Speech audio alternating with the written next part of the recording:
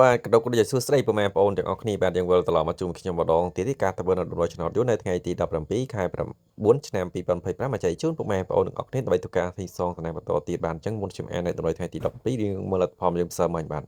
អញ្ចឹងវេលាម៉ោង1:30នាទីបាទគឺយើងចូលខ្ទង់6បាទគឺ64គឺយើងចូលចំតែម្ដងពុកម៉ែបងប្អូនទាំងអស់គ្នាវេលាម៉ោង1:30នាទីទាំងអស់គ្នារីឯម៉ោង4អត់បានចូលទេហើយលេខរបស់យើងអាធំ13លេខរបស់យើងគឺយើងចូលក្នុងម៉ោង6:30នាទីបាទយើងចូលចំតែម្ដងពុកម៉ែបងប្អូនបាទ4:97ពុកម៉ែបងប្អូន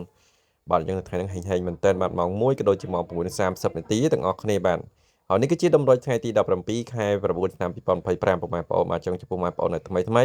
អត់តាន់បានចុចសញ្ញាមេដៃទេបាទចឹងកុំភ្លេចចុចសញ្ញាមេដៃទាំងលើឡើងលើម្នាក់មួយហើយដាក់រូបកណ្ដឹងអស់គ្នាម្នាក់មួយផងបងប្អូន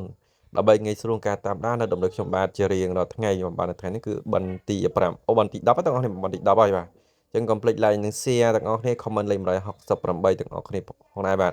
ចឹងនៅថ្ងៃនេះមានអុកខ្ទង់មានចំនួន2ខ្ទង់គឺមានខ្ទង់អាស័យក៏ដូចជាខ្ទង់ហង្សខ្ទង់នេះអាស័យគឺមានលេខអាស័យ46 47រីឯហុកវិញគឺមាន61 67បាទរីឯលេខមកគ្រាប់ល្អដែរគឺលេខ34លេខត្រឡប់ខ្ទង់ខ្សែនៅហុកមានដូចជាលេខ64 74 16 76និងលេខ43ពុកម៉ែបងប្អូនអស់នេះចំពោះលេខតូចអពីលេខថ្ងៃហ្នឹងបាទលេខនៅចត្រង់នឹងត្រឡប់បានហើយពុកម៉ែបងប្អូនទាំងអស់គ្នារីឯលេខធំ3លេខគឺមានចំនួនតែ2គ្រាប់ទេនៅថ្ងៃហ្នឹងពុកម៉ែបងប្អូនទាំងអស់គ្នាគឺមានលេខ144ពុកម៉ែបងប្អូន144បាទ ល្អពុកម៉ែបងប្អូនទាំងអស់គ្នាលេខធំចុងក្រោយគឺ697ពុកម៉ែបងប្អូនទាំងអស់គ្នាអាចគុណធ្វើការសងសំណាងគ្រប់បោះបានបាទអញ្ចឹងលេខដែលយើងសងសំណាងគឺយើងលេងម៉ោង1ម៉ោង4និងម៉ោង6:30នាទីពុកម៉ែបងប្អូនទាំងអស់គ្នាគឺឆ្នោតយួនណាបងប្អូនបាទគឺឆ្នោតយួន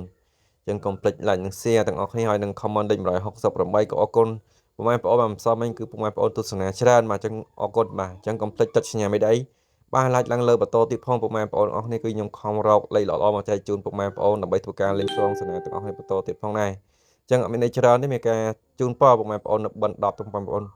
ហេងទាំងអស់គ្នាត្រូវឆ្នោតគ្រប់ម៉ោងតែម្ដងមកគោរពលាជួបគ្នានៅថ្ងៃស្អែកបន្តទៀតតាមពេលវេលានៅម៉ោងដដែលពុកម៉ែបងប្អូនមកគោរពលាបាទ